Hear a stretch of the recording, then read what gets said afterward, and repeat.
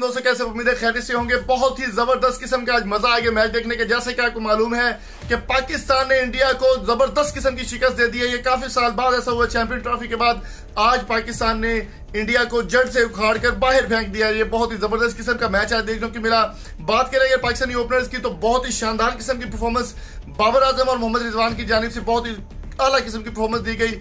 छक्कों और चौकों की बारिश होने के साथ साथ शाहीन शाह अफरीदी ने भी आज कमाल कर दिया। शाहीन शाह अफरीदी ने क्या किया वो भी मैं आपको बता देता हूं कि शाहीन शाह अफरीदी ने एक ही मैच के अंदर 2 ओवर्स के अंदर 3 विकेट लेकर एक बहुत बड़ा रिकॉर्ड कायम कर दिया और इंडिया को प्रेशराइज कर लिया।